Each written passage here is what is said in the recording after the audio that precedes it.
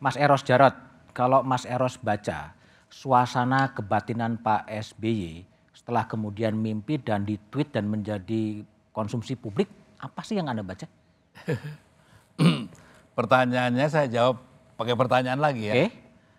Itu juga aneh ini ya. Ini fenomenal sekali ya. Kompas membahas mimpi. Oke, ya.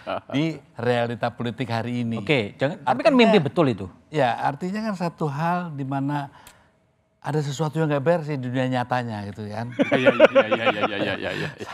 Sampai harus bersembunyi di Mimpi. Ya. Dan mimpinya itu yang menarik tadi, bisa dibahas secara runtun.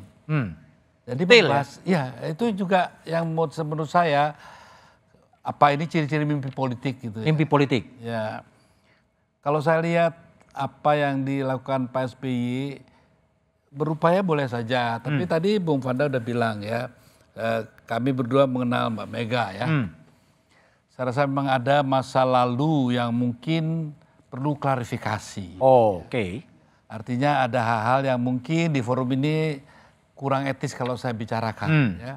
Ada yang lebih mendasar dari hal-hal yang mungkin berhubungan dengan kepercayaan masing-masing. Ya.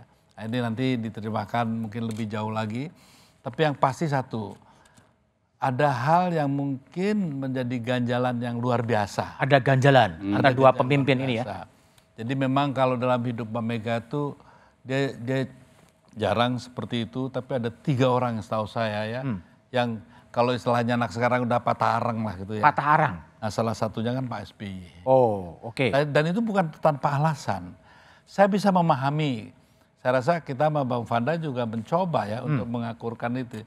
Tapi saya juga menghargai kan sikap dia ya sebagai manusia yang bertahan pada prinsipnya dan keyakinannya. Ya saya bilang ya sudahlah, cuman memang saya senang lah ngelihat Puan sama AHY gitu ya. Sudahlah berhenti di generasi itu, generasi selanjutnya jangan. Tapi juga jangan kita menjudge seolah-olah, wah Mbak Mega ini nggak mau damai. Tapi kalau tahu dasar yang sangat mendasar, mungkin kita bisa memaklumi itu ya. Dan satu hal lagi yang lebih penting dalam peristiwa kali ini ya, pertemuan AHY sama Puan, ada hal yang disangkutkan 2024, itu juga menarik ya. Karena juga itu politik real ya? Ya, karena juga bagaimana cawe-cawenya Pak Presiden itu kan bisa kita kaitkan. Ada kaitannya mimpi pertemuan Puan dengan cawe-cawe ya? Ya ini makanya kan yang menarik bahwasanya di satu sisi kita ingin sekali melihat itu terjadi. Ya. Tapi ada di sisi lain kan ada faktor X juga. Di mana ada satu kandidat yang tidak diinginkan. Ya. Nah ini juga apakah ini juga dalam rangka seperti itu? Mudah-mudahan tidak, saya yakin tidak lah ya. Tapi juga ada 2 juga kemungkinan. Kemungkinan nanti ya ada juga analisa yang mengatakan bahwa langkah yang diambil Puan, yang walaupun belum tentu selalu sejajar paralel sama sikap ibunya dalam konteks SBY ya. Tapi dalam konteks manuver politik, saya rasa bisa saya pahami gitu ya. Kenapa? Kalau nanti terjadi ya hanya kalau 3 kandidat ya, yang tinggal Ganjar dan Prabowo, diharapkan dengan hubungan baik ini para pendukung Demokrat tidak pindah ke sana. Oke, itu bacaan Mas Eros. Tapi Bang Hinca, tadi kan ada pertanyaan dari Bang Panda dan juga Mas Eros.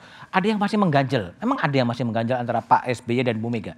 Saya kira kan mereka berdua yang tahu. Dan saya kira jikalau pertemuan itu terjadi mereka bicara 4 mata, saya kira selesai. Oke, baik. Dan itu biarlah mereka yang menyelesaikan 2 pemimpin bangsa itu.